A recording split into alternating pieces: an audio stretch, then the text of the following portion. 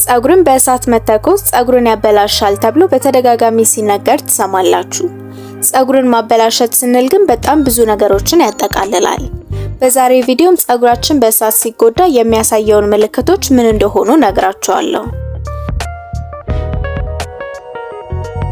ጸጉራችን በተደጋጋሚ ስንተኮስ እሳቱ የጸጉራችን ተፈጥሯዊ ቅባትና እርጥበት ስለሚያጠፋው በማንኛውም ጊዜ ከልክ በላይ ደረቅና ሸካራ ሆኖ እናገኘዋለን። እሳት ማብዛት ጸጉራችን በጣም እንዲደርቅና ጫፍጫፉ በቀላሉ እንዲሰነጣጠቅና መንታ ጫፍ እንዲያወጣ ያደርገዋል። መንታ ጫፍ ማውጣቱ ደግሞ ቶሎ እንዲሰባበር ስለሚያደርገው ቁመቱ በአጭር ጊዜ ውስጥ እንዲያጠር ያደርጋል።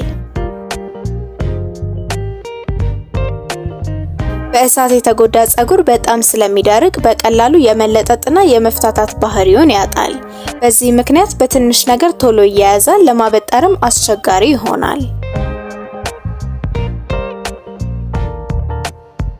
ጸጉራችን መተኮስ ሲደጋገምበት ኪዩቲክሉ ስለሚጎዳ የጸጉሩ ቅርጽ ይበላሻል።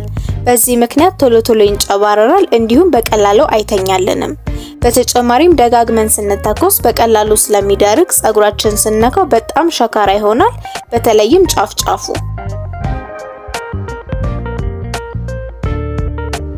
ዋነኛ በእሳት የተጎዳ ጸጉር ምልክት ጸጉራችንን ፍሪዝ ልናደርገው ስንሞክር ቀጥ ብሎ ይቀራል ወይም ከርል አይሰራም።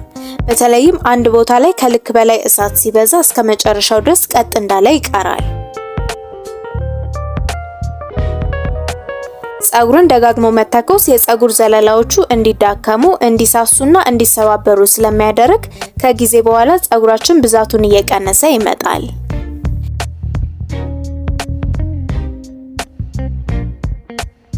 ጸጉራችን አንዴ በእሳት ከተጎዳ መመለስ ወይም መጠገን አይቻልም። ያለን አማራጭ ቀጥ ያለውን ወይም መንታ ያወጣውን ወይም ከልክ በላይ የደረቀውን ጸጉር ቆርጠን ጤናማው ጸጉር እንደ አዲስ ማሳደግ ነው። አንዴ ከቆረጥነው በኋላም በድጋሚ መተኮስና ቀለም መቀባት የለብንም። ከመተኮስ ይልቅም እሳት የማይፈልጉ የጸጉር ስታይሎችን መሰራት እንችላለን።